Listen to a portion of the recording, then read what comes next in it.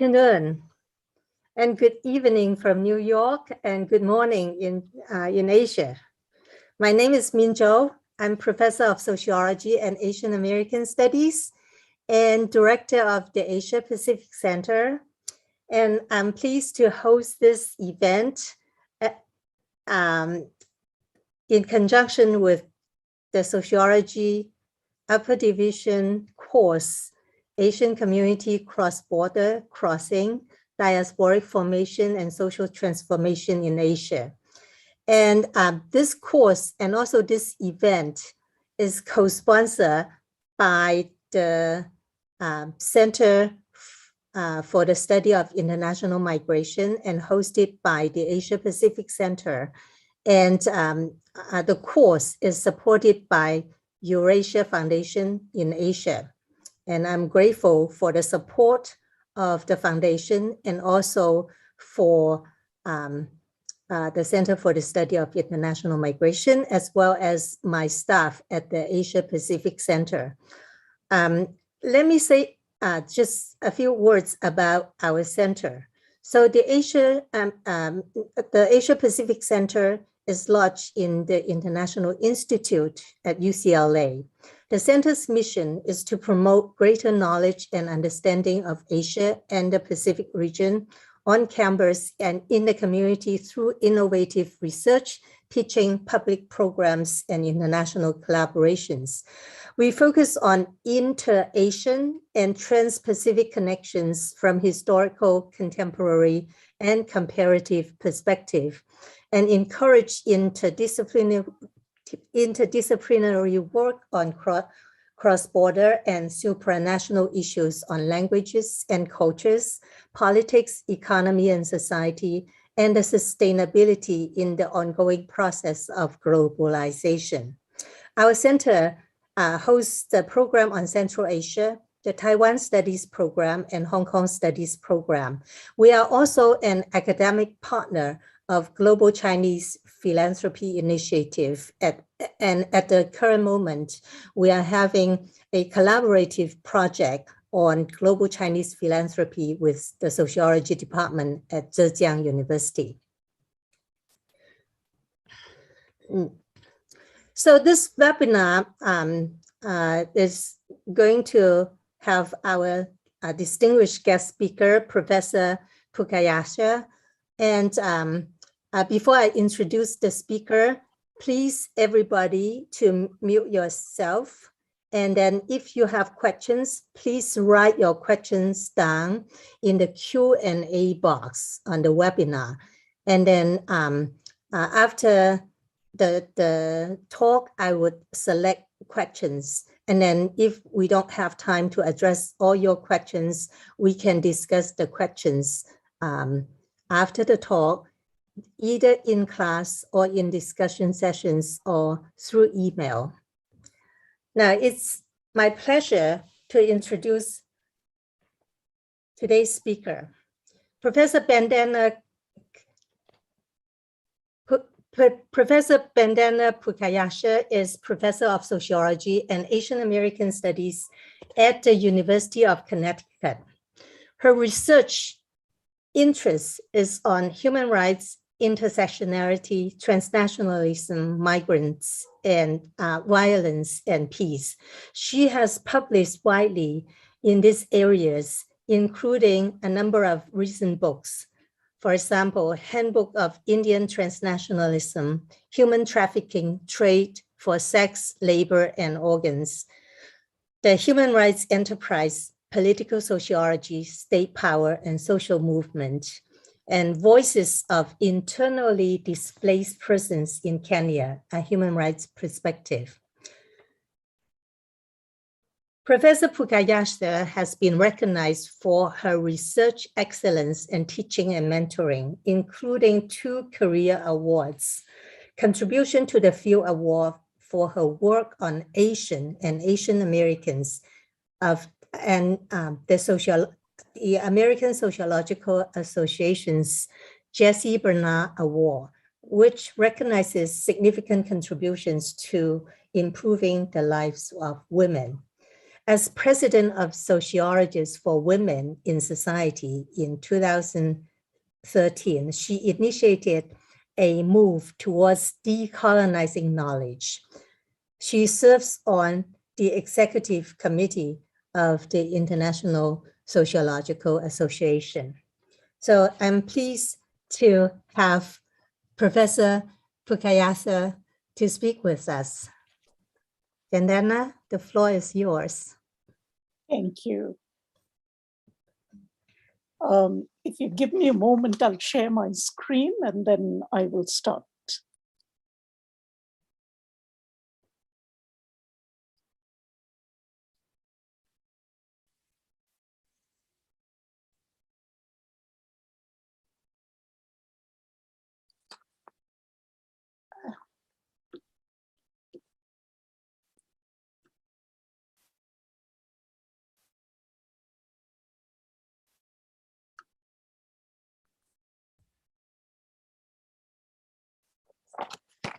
Thank you, Professor Joe.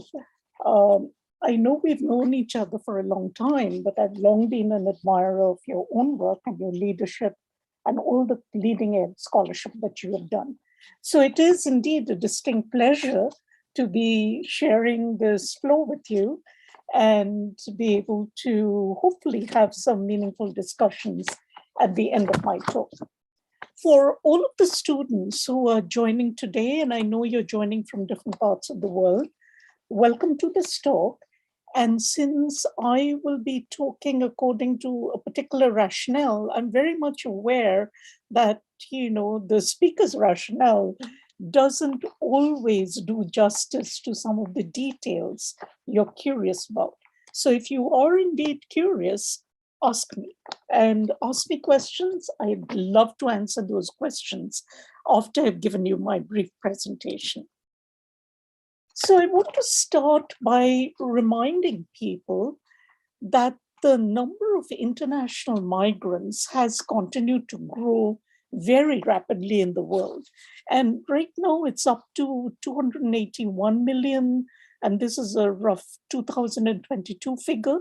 But along with these international migrants, as the various bureaucracies would define them, are another group that we tend to think about separately. And that's the group that is being forced to migrate because of a whole series of conditions that I will be getting into later. So we have people who are considered international migrants, we have people who are considered to be refugees or asylum seekers and people of that kind. And we have another growing body, about 5 million right now, of people who are considered stateless citizens. And I will be talking about all three groups in the time that I am addressing you. So I want to start by just pointing out that when we look at our scholarship on migrants and migration, there is a very large, deep, wide, robust scholarship on the subject. On the other hand, the subject is rather fragmented. It's fragmented between the scholars who study internal migration versus international migration, and amongst international migrants, we study different groups and we often don't talk to each other. But the important point that you have to keep in mind, for instance, when you think about international migrants, is on the one hand, historically, particularly if you're located in the US, but not so much if you're located in any of the Asian countries. But let me start with the US. In the US, the migration scholarship has mostly been really concerned about issues of assimilation and integration. That is, taking the nation for granted. The questions that have been asked is, how well do the new people coming in fit into the society that exists within these national boundaries? But the international migration literature extends far beyond that idea of assimilation and integration. In the US, certainly over the last 3 or 4 decades, there have been new questions and increasingly insistent questions being asked about the structures within the country, for example, structures of racism or gendering that actually impede people from fitting into this body of people that constitute or is seen as constituting a nation. More about that perspective later. Now, the other point that I wish to emphasize here when we talk about international migrants is that international migration can be studied and is indeed studied from a different perspective. That is, instead of asking about the practices and the motivations and the trajectories of migrants, there are studies that actually question the rationale, the formation, and the operation of the state itself. And this dynamism between a focus on what migrants do and a focus on what states do is going to feature broadly in today's talk. Now, when we study either internal migration or international migration, what becomes pretty clear is that the migration processes and the lives of the migrants are not simply, shaped by what happens at the level of the government. There are all kinds of other people involved. And the other people who are involved, include, for example, labor brokers. It includes all kinds of people who are trying to profit from different stages of a migrant's life. As the migrant is planning to move, all the businesses that are profiting from providing information, sometimes erroneous information, sometimes fraudulent information, and sometimes genuine information, but there's profit to be made in that industry. There is profit to be made in the whole process of assisting migrants to move. And if you think about migration in that way, you will definitely begin to think about, for example, human smugglers or human traffickers who profit mightily from moving people and often selling them under conditions that, in effect, almost enslave people at the end of the process. So there are many players, many entities involved in the whole project of migration. But it would be remiss of me not to mention that international migration also involves the efforts by the governments of the original residents of many migrants to kind of lure them back in a kind of political relationship. So all the overseas citizenships that countries now grant to people who moved away from the territory of those countries has become more and more of an established pattern. And there is also an economic reason for it. World Bank, for example, has over the last, certainly in the 21st century, begun to mark the amount of remittances that recent migrants send back. And for many countries, these remittances are far more than foreign governments' contributions to the cause of development. So there is a lot going on when we think about migration and migrants, and we have to keep these larger factors and the larger structures in our minds. What we also need to keep in mind is how the literature in the global north and the literature in the global south have been insisting that we try and frame our research models. And here I'm going to mention one concept, methodological nationalism, which I will come back to at the end of my talk. But basically, it's been driven by the scholarship in the global south. I certainly hear a lot about it in the international migration I'm sorry, International Sociological Association. And what this idea says is don't take nation states for granted. Don't deify, like, think of nation states as the be all and end all of the context in which migrant lives play out. Of course, most of you have heard about transnationalism and the idea that migrants, live across multiple countries increasingly, partly just because of technology. You can just pick up the phone and, use multiple other social media to keep corresponding with people. Communications is easier. But more importantly, what is also happening is as the surveillance mechanisms and the surveillance technologies become more and more powerful, it is extremely possible for entities, and I don't only mean governments, to keep track of people who are located in different parts of the world.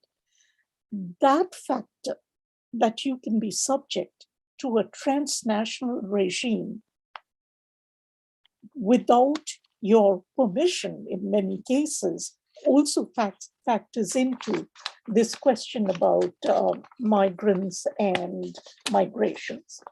As a last point, what I should mention, and this particularly from those of you who are in the US, the growth in strength of the voices of indigenous scholars has certainly alerted us one more time to the continual episodes of internal migration, for instance, in the US, in Canada, certainly in these two North American countries. There's also been another resurgence of scholarship of the internal migration of African Americans who were enslaved, who tried to move to the West Coast, to the to the north and to the northeast to escape the worst conditions, the worst social, political, economic conditions to which they were subject. So there is a lot going on there, and let's explore this idea a little more thoroughly. Now, I want to draw your attention to one concept, which I will come back to later, but this concept kind of explains where my interest in migration lies. And the concept is human security. It's not about state security. It's not about whether or not countries define somebody to be, an alien or a threat or something of that kind, which has happened, frankly, to Asian American groups over and over again in this country. But the concept of human security basically asks, are people able to live lives of human dignity? And what that means is, are they mostly able to live and rebuild lives where they don't fear for their survival? They are somewhat confident about their ability to access resources. They are free from the fear of violence. And while some of these topics have indeed been studied, when we have looked at, the structures of racism and gendering, for example, nonetheless, when we look at human security and think about human security, we are trying to keep in mind a focus that includes many aspects of life that should be considered important to the lives of any persons, but certainly for migrants.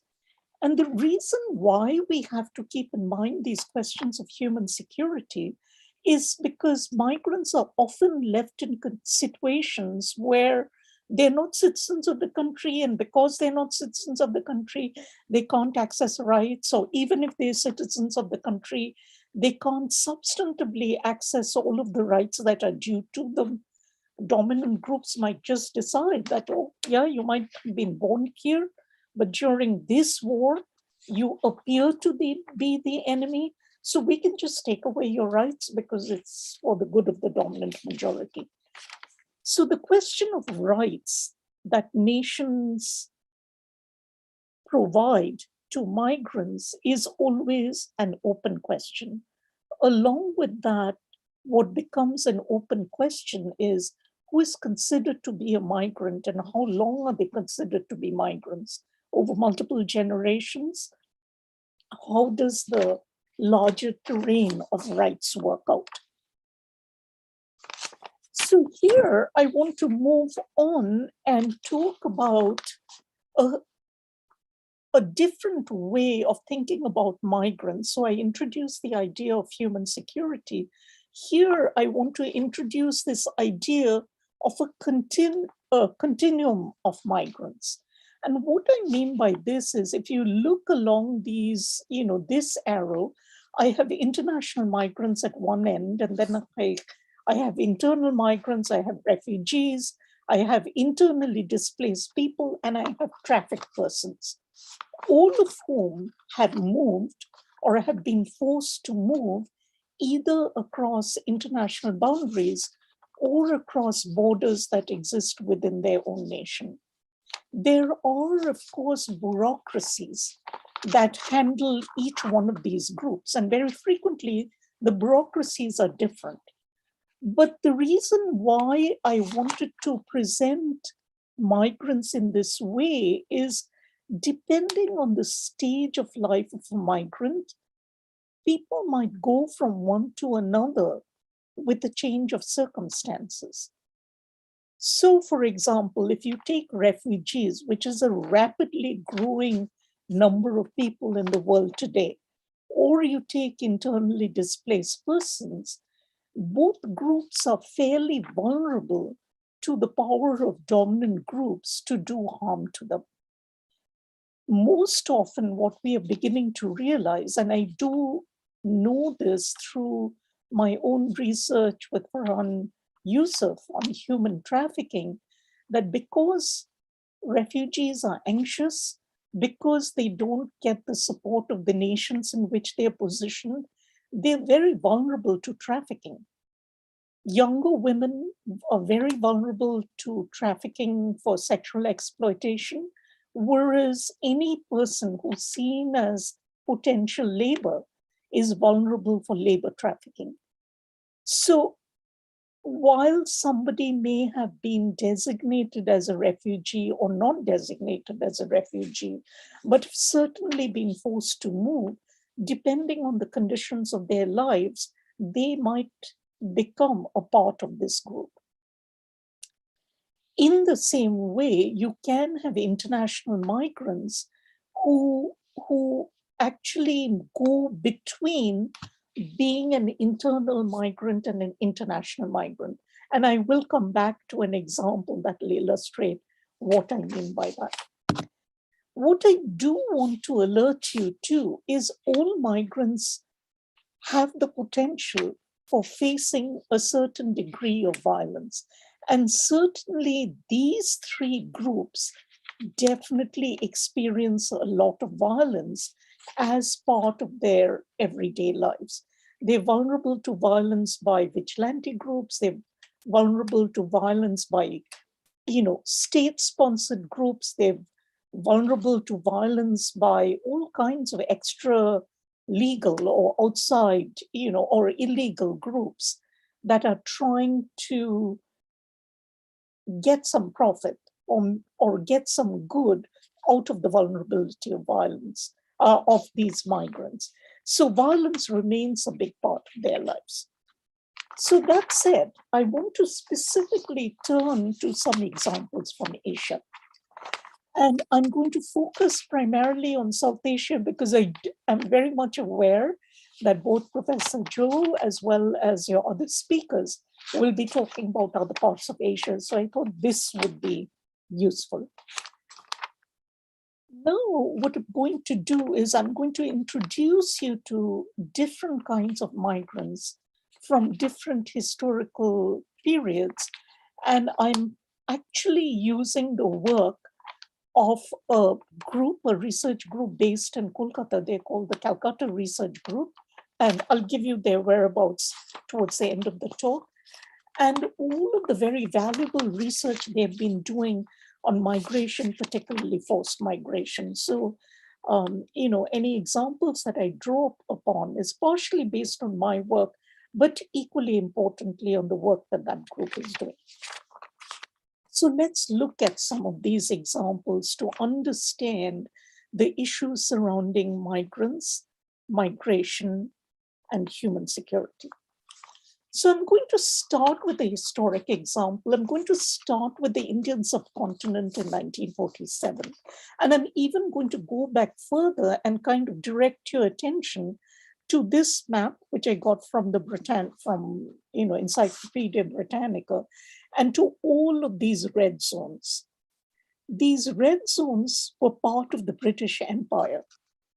And as part of their political objective of developing far-flung parts of the empire, the British developed different kinds of economic enterprises. It could have been mines, it could have been plantations, it could have been all kinds of other enterprises, or sometimes even a show of military might for which they required labor.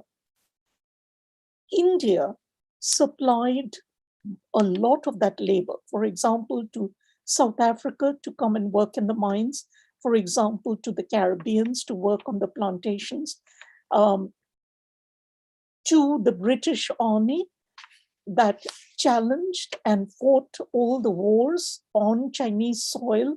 So there were Indians being sent, that is managed and profited from by the British, drawn from their colonial subjects, right? This I wanted to mention because of another reason, that when we look at the US and we look at the Asian American population in the US, at the end of the 19th century, early 20th century, some Indian migrants were able to come to the US. They weren't called Asian Americans at the time. They were all broadly classified as Hindus, but there were laws in place that said that people who could not come to the US in one single journey were not allowed to come to the US. That effectively cut out all of the potential migrants from the British colonial empire. And the Indians who came were only able to come because they were already in China as part of the British Imperial Army. They kind of ditched the army, made this journey, arrived first in Canada into the US, and formed the nucleus of the Indian American presence in the US today. But enough of that history. That history resonates in other ways. But the point that I wanted to make was about migrants. Who becomes a migrant and who remains a citizen when new national boundaries are established? This is a point that scholars from India and Pakistan and Bangladesh have been talking about over and over again. When the British left the subcontinent in 1947, this is what the subcontinent looked like, with the green areas under the control of the British and the red areas which were under local rulers, but still indirectly controlled by the British. When the British left in 1947, it had drawn boundaries that created Pakistan out in the west, in the east, and this eastern part became Bangladesh. Now, all of the people who moved in response to these new boundaries, among them, many of them did not consider themselves to be refugees.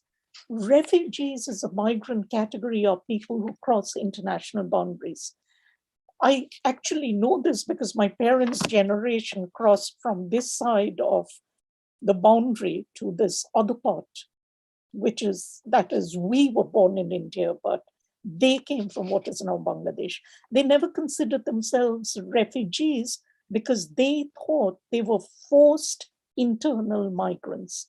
So this question of international boundary and local regional boundaries is actually captured in the cases where the political boundary of nation states is established after there is a long civilization with lots of people living in a region which they consider to be theirs. So nation states, which are so fundamental to our discussions of migrations today are not such a long social formation in many parts of the world as it is in the US and countries of Europe. The second part, of course, and I will talk about this later, has to do with how do we think of a nation state. But let me go into another example. This is the example of stateless citizens. I think most of you have heard about the Rohingyas. The Rohingyas are a group of people who have been forced to move from Myanmar, this orange demarcated area, and they now live in countries, here are the numbers. I took this from Al Jazeera. Bangladesh is the country which is most beleaguered with this large influx of Rohingya population who now live in refugee camps in this neighboring, you can see it better here, in these parts of Bangladesh. I said beleaguered because when you find countries hosting 1,500,000 people, in addition to their own populations, there is always a chance, and indeed this is usually correct, that it sets up a lot of stress locally amongst the people who suddenly find themselves inundated with the new population. And I'm using the term inundated because this is exactly the term that some of the national leaders have used. I wanted to talk about the stateless people, Rohingyas, for another reason. That when we talk about refugees, bureaucratically, when the United Nations tries to manage refugees, there's always this assumption that refugees can go back home. If the conditions that drove them out change, refugees will go back home. But people who've been rendered stateless, that is, there is no identity of this group as ever being part of the state, those people have no place to go back home. So it immediately raises the critical question about their rights. Because if these people have no rights and their very existence is simply dependent on the goodwill of the country in which they are positioned or the goodwill of their neighbors, then all of those standards that I mentioned for human security, that is your ability to survive, your ability to access resources, your ability to live, without constant fear of violence, all of those conditions are violated. And you actually see that right now. It's an ongoing process. It began in 1982 in Myanmar. Actually, the group, Kolkata group I was talking about, they have been writing about this from the late 1980s. And when I give you the link to their website, you'll find a lot of their work is available freely for anybody to read. So I strongly encourage you to go to this link and read up about the Rohingyas, as they have been tracking the Rohingyas for a long time, both by sitting in Kolkata and looking at the people who are in India, but also working collaboratively with the scholars in Bangladesh.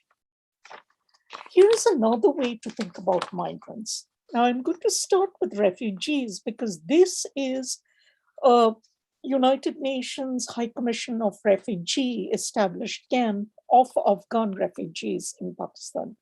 Pakistan has been amongst the top 5 refugee hosting countries in the world for many decades now. And it's primarily because of the Afghan refugees. The border between Afghanistan and Pakistan is in an extremely hilly region, that is mountainous region, and it's not so well defined. So every time there's turmoil in Afghanistan, because the Soviets are in, the Soviets are leaving, the US is in, the US is leaving, the Taliban are in, the Taliban are leaving. Whatever the conditions, there are people pouring into Pakistan. The expectation is that these people who are designated as refugees will indeed go back home. How likely is it, given the political turmoil, that is going on in Afghanistan, and you know what the contemporary news is like. But I'm going to turn you to another kind of discussion about migrants in Asia.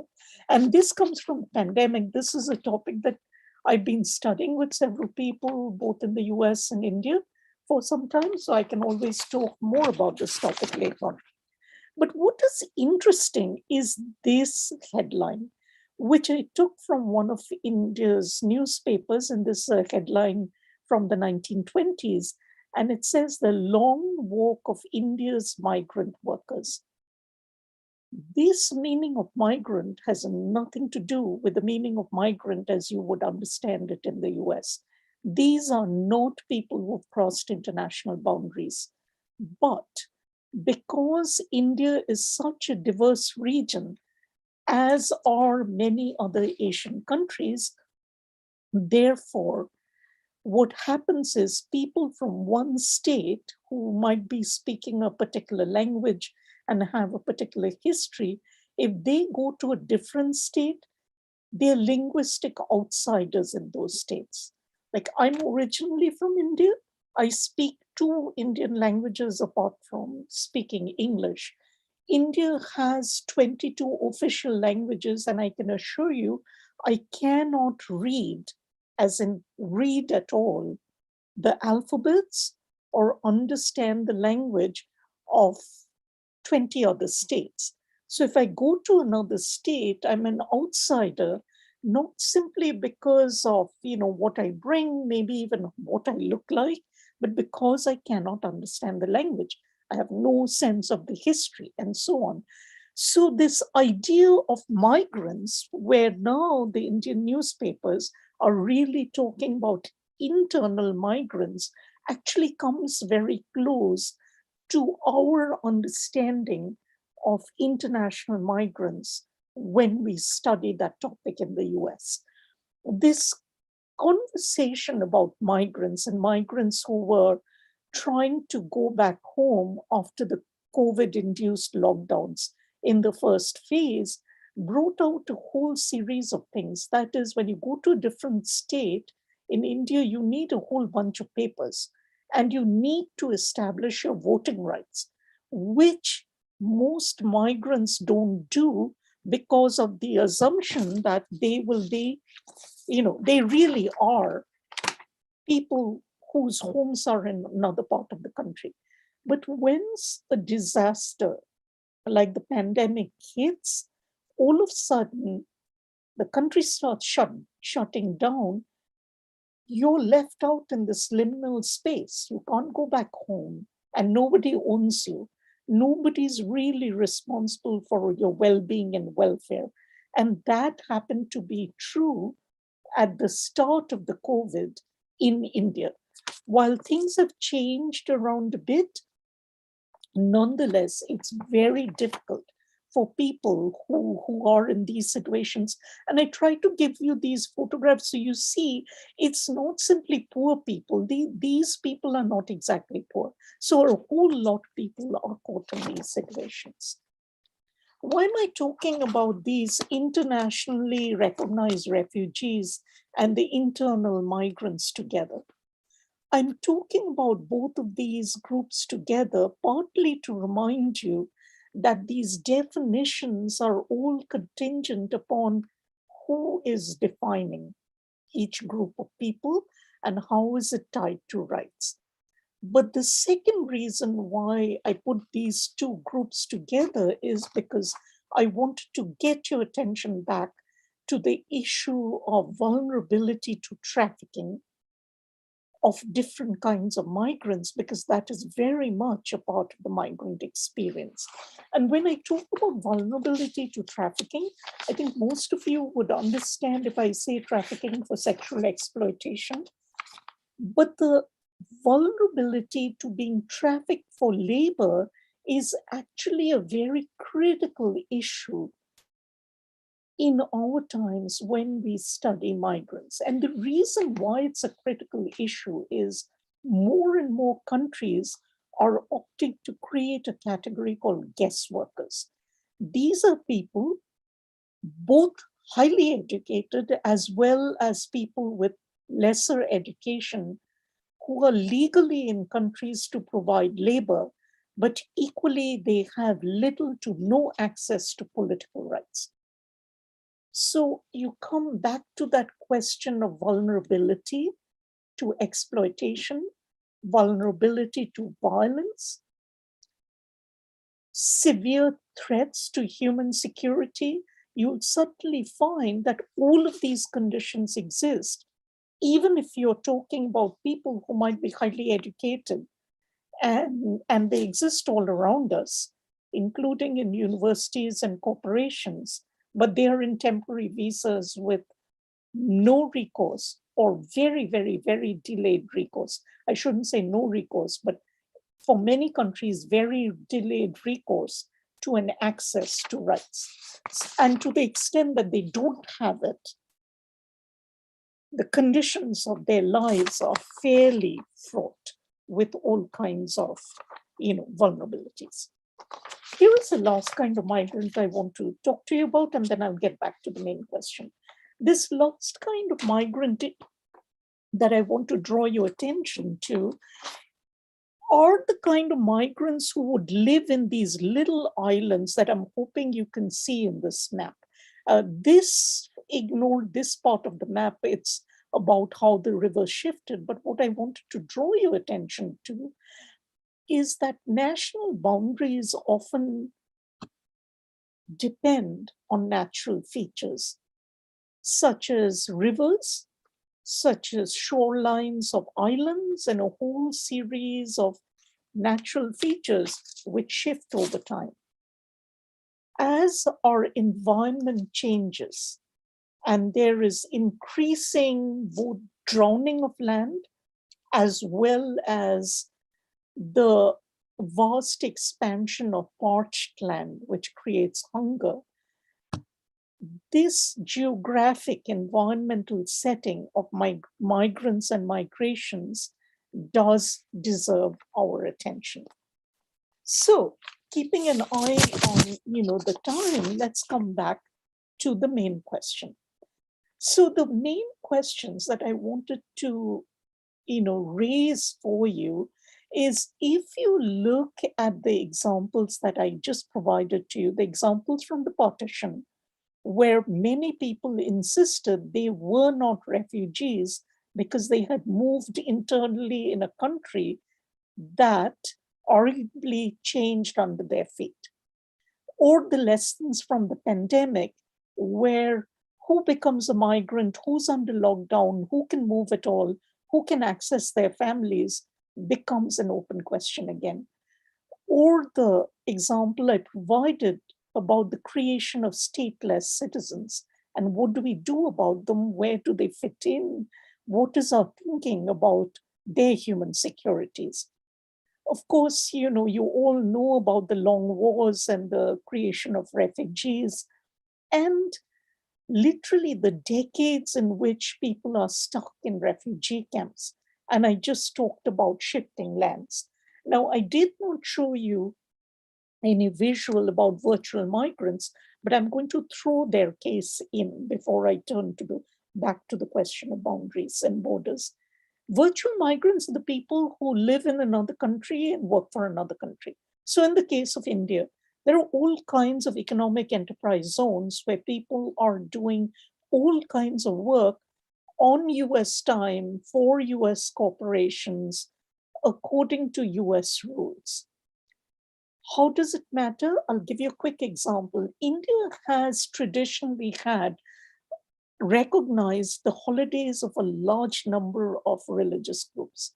So if you were Hindu or Muslim or Christian or Buddhist or Sikh, the chances are you got a holiday for your major event as part of how India was, run for the longest time. If you work for a US corporation, you don't get those holidays. So all of a sudden, some of the rights that you could have taken for granted because you are geographically located in one part of the world become immaterial because of the economic structures within which you're governed, right? So I wanted to throw that in. So what do we learn from all of this? What we learn from all of this when we look at migrants is that even though we take nation states for granted, it is not always clear that we should take nation states and their boundaries for granted. This is one of the core lessons from many of the scholars who study migration, particularly forced migration in the global south. The other issue that scholars like Ranabe Shomadar or the Kolkata Research Group scholars, they've talked about, I tried to put it out here, that they pointed out that nation states often use the quote unquote abnormal figure of migrants to draw a line between the lifestyles of their citizens and those are the people who are creating trouble. So it appears as though migration is a new phenomenon. And it appears as though people with an under documentation, not even non-documentation, people who have fewer documentations than the state seeks at that point of time. Certainly, the dominant political rhetoric frequently is that it's all a problem of those people. But if you take internal migration and that continuum I was talking about, and you take these examples I talked about, you have to think that some of these documentation regimes actually go with the way in which nation states govern themselves and how they unfold. People who've been migrating over centuries are simply forced into a different regime that seeks to control them in particular ways. So the conversation about migration, migrants, and human security has to take this idea historically that we have historical evidence for in mind, that there'll always be a group of migrants who serve the purpose of being the outsiders in order for nation states to function, which then brings back this question of, so then who takes care of their rights, right? And this is something that, I kind of want to end with. That is, if you look at the terrain of migration today, and you look through the lens of these Southern scholars, one of the things that becomes apparent is during the whole period of colonialism and imperialism, there were lots of enterprises, businesses, and government efforts to control migrants, to profit from them. Remember, I was talking about sending Indians as indentured laborers, to the Caribbean, to South Africa and other parts of the world. So historically, we understand that many people were involved in profiting from migrants. But we actually have similar processes going on today. The migrant detention industry and the migrant managing industries are both huge.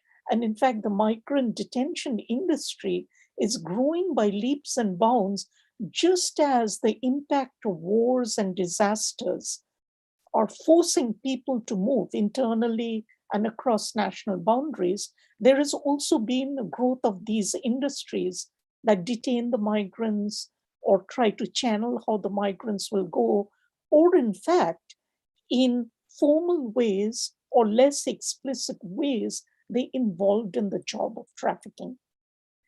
And so keeping our eyes on this phenomenon, that is the government and non-governmental enterprises that profit off migrants, I would suggest has to remain a very central part of how we think of migrants and migrations today. I'm going to end with this point, that is, when we are thinking of migration and migrants and human securities of migrants, At least what has been very helpful to me is to start looking at how I have done research, taking certain assumptions about nation states and migrants for granted. And now I question it far more. And because I question it far more, I'm always asking myself, irrespective of what the exact theme is, I've started asking myself about the politics of the borders. Like, what kind of borders are migrants likely to encounter? What does that mean in terms of their lives?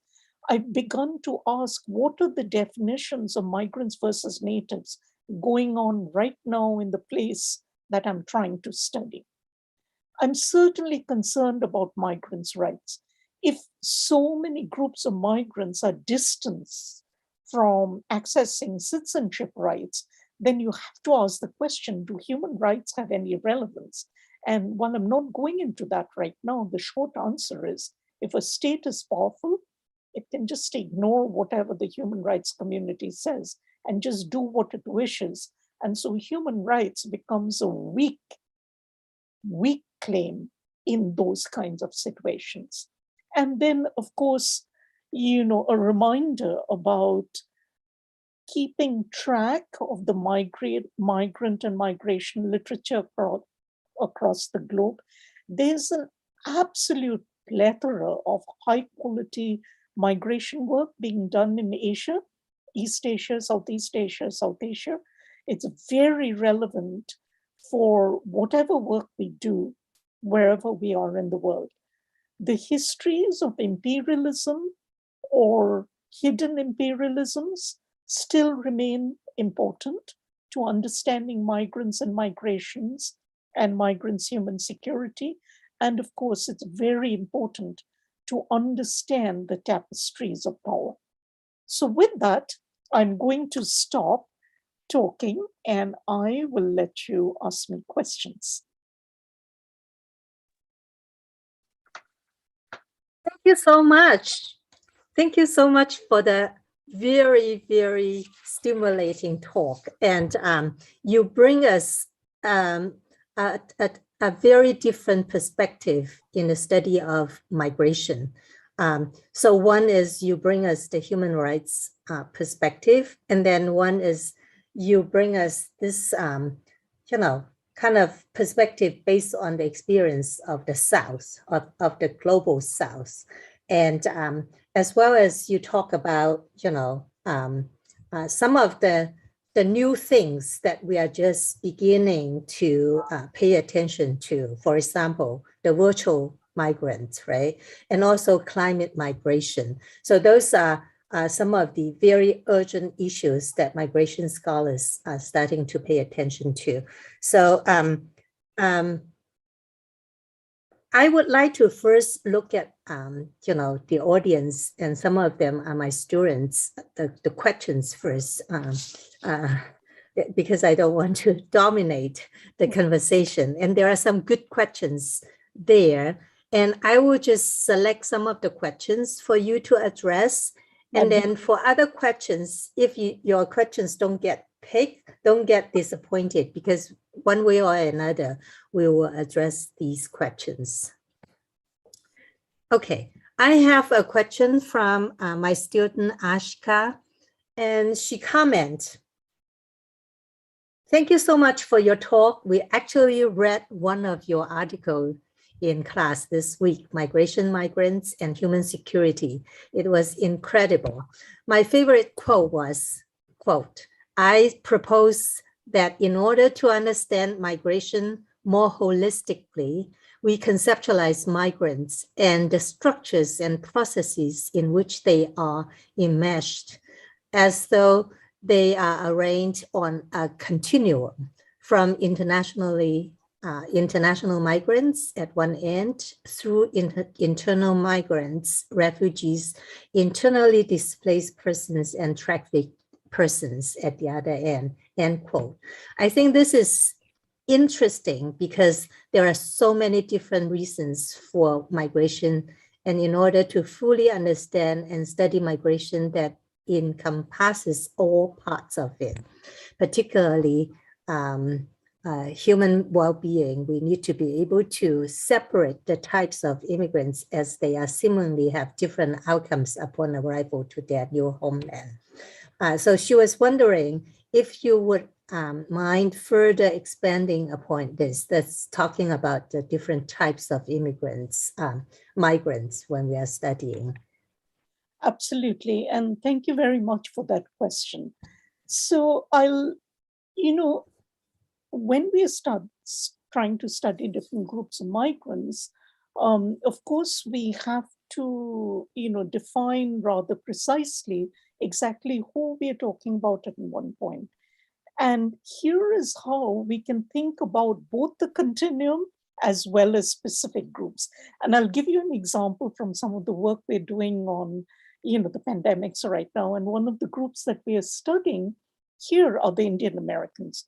So, of course, you can study Indian Americans, the quote unquote international migrants who came here, let's say in the 70s and 80s and so on, and are well settled, and ask this question about what have been the impact of the pandemic on your lives. But at the same time, there are other equally highly educated migrants who are on H-1B visas who suddenly found that apart from all of the controls that they are subject to, the immigration portals had closed down. So if they were supposed to change their visa status, they could not do it. So they were becoming undocumented, kind of through no fault of theirs. So one of the ways in which that continuum works is to kind of understand the slippage and sliding that can happen within a person's life. Equally important to also understand that the structures to which you're subject upon your arrival and subsequently are indeed going to create different outcomes. There is actually not much room to compare between the migrants who are, let's say, green card holders and citizens versus the H-1B holders, who are the temporary workers, because their political situations are so different. One group has rights if they choose to claim it. The other group has little to no rights, whether or not they would wish for it. So that's the kind of, idea I have in mind when I talk about this continuum. And then, of course, all of the issues of, trafficking and so on and so forth. So I'll leave it at that, but I'd be happy to discuss this with you separately or direct you to other work via email or something. But great question. Yeah, great question. And thank you so much. And talking about types of immigrants and also their variations of rights and access to rights. And I would like to point out that the precarity of migrant labor is not just pertain to low-skilled labor. I'm working on a project with a colleague in Singapore, and he will be giving us a talk in my class as well on the precarity of talent, the skilled labor, especially Chinese and Indian labor in Southeast Asia, and how they also face the issue of employment uncertainty, resettlement, papers and things, and those have consequences to their own rights and the rights of their family, and also even the basic rights of staying in a place. That's an issue we'll continue to talk about. So we will. If I can throw one other example in, I mean, right now, the fact that all the borders close and open, all of the migrants who have gotten used to having family in different countries, most are inaccessible right now, because you don't know if you can travel, you don't know if you can travel, and you'll get stuck. That whole order and disruption has been at a level that is unprecedented. Yeah, that's a set of new challenges that migrants and their families are facing. And even with the technology, with the cyberspace, right? It's not the same as in-person, face-to-face interaction and traveling. Here I have another question on a different type of migration issues we are talking about. The question comes from Arjun. Is there a discrepancy in who is wanted back by home countries? Are overseas citizenship programs targeting a specific demographic of immigrants and neglected, inaccessible by another type of immigrants? So here is an interesting question about, immigrants and the state, the nation state, the home state wanting them to return. So could you kind of address that? Yeah, absolutely. In fact, I'm really happy to address it because, Arjun, if we take two different countries, so if we take India, for example, India definitely targets very well-off, migrants of particular political persuasions are more welcome than others. Certainly, there are religious and class factors worked into who is more welcome and less welcome. So done work on this. I have no doubt about this. But I'm also going to give you another example from Nepal.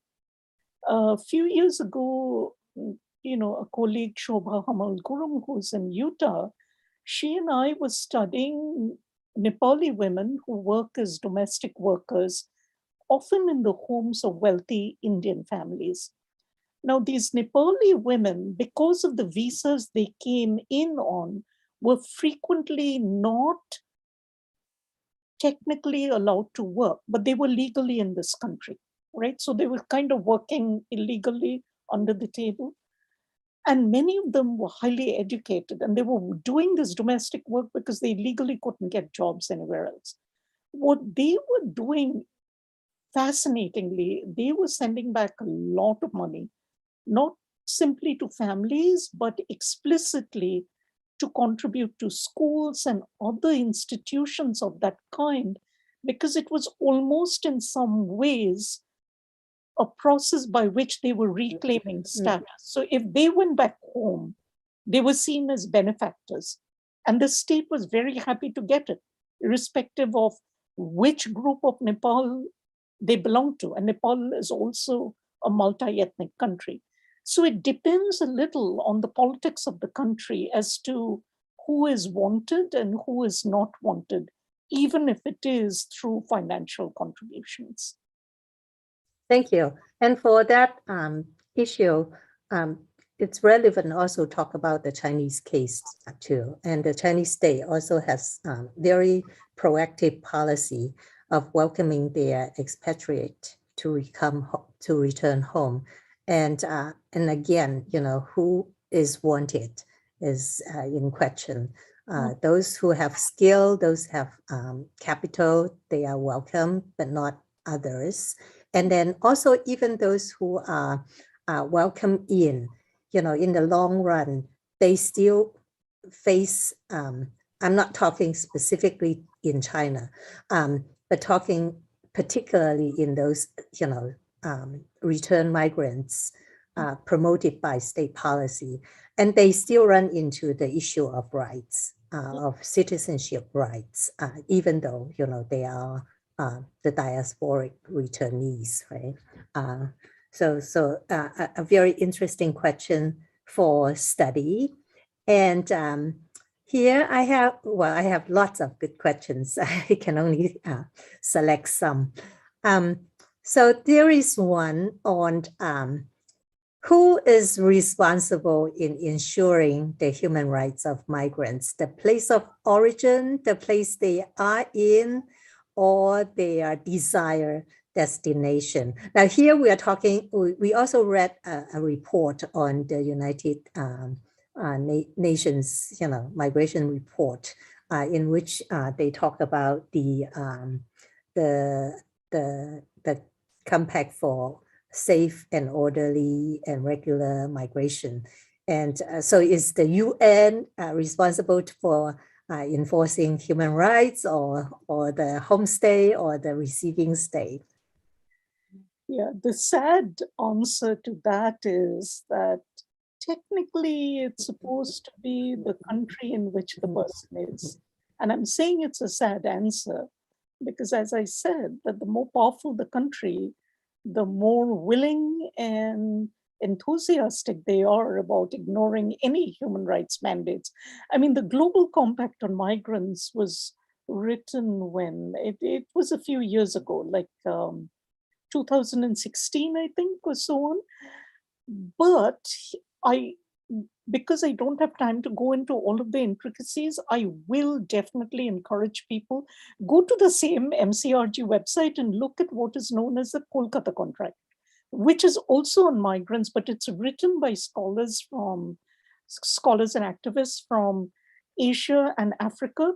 And it has a different take on what countries and international bodies ought to be pushing for. So the explicit answer to your question is that even though countries are supposed to be responsible, they frequently are not.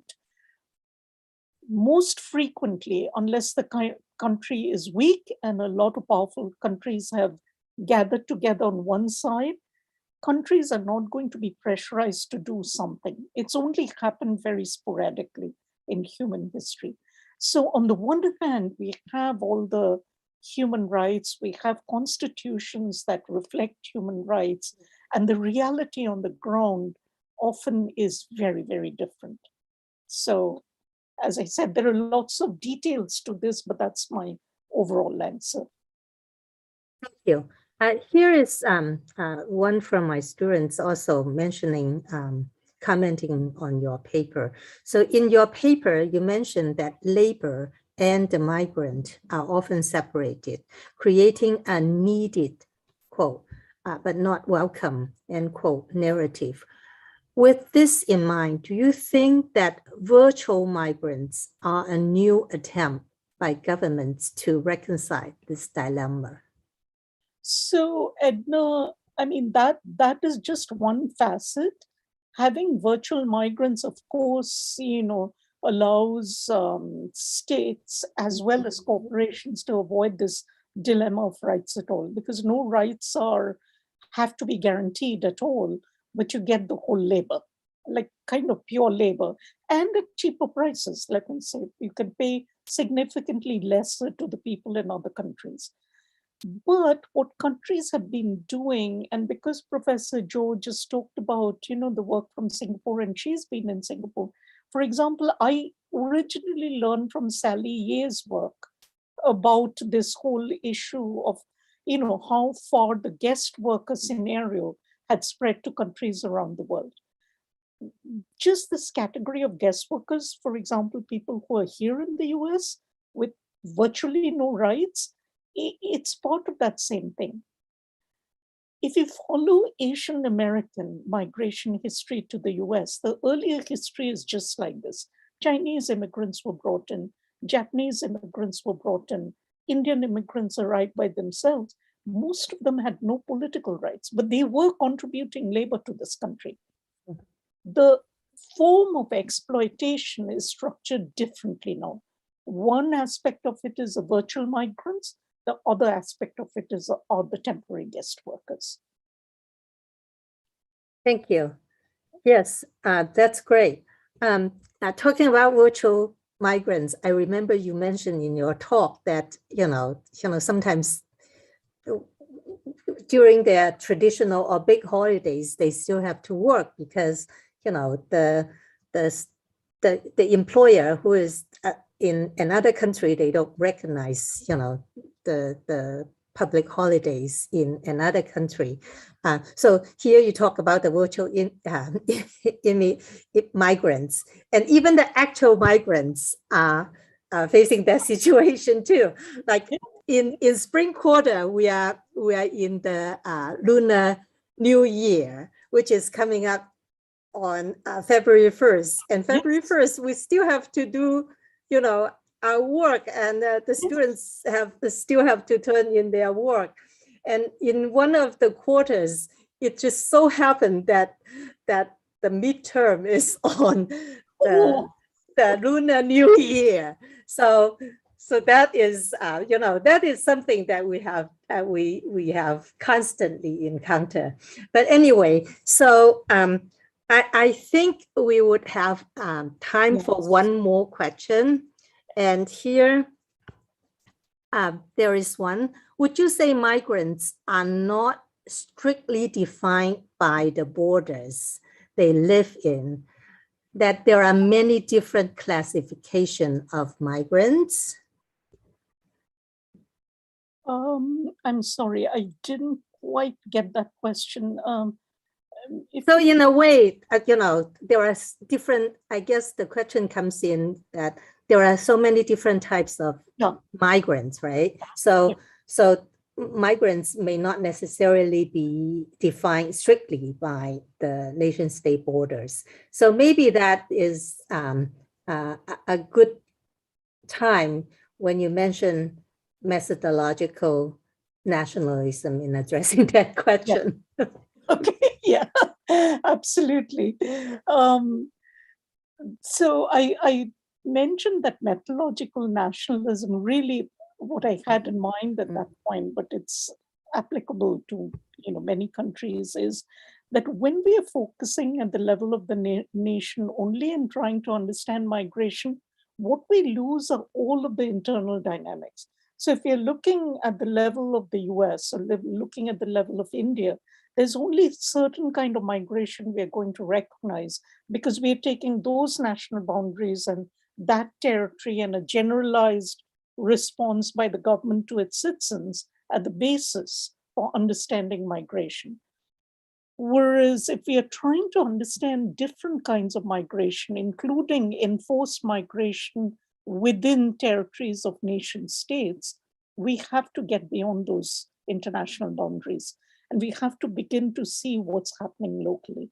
So I think what I can say here is that even if we look at, and I'm going to come back to the Asian American histories, that when we look at, for example, the Japanese American internment, when it happens and people are taken from all of these states west of the Mississippi. It's not like people are welcomed in other parts of the country, but there are pockets where there are opportunities opened up for people to try out a different kind of life. And I know this only because I learned about the internment because 12 people from one of the camps, young people, came to Yukon thanks to the effort of the local Quakers near my university. And then they went on to illustrious careers. But what I'm saying is that these nuances actually matter because they provide a way of understanding both the harms that are done to people, but under what circumstances and with what levers can you try to get beyond the harms towards a path of whether it's healing or a more secure life or a life of dignity.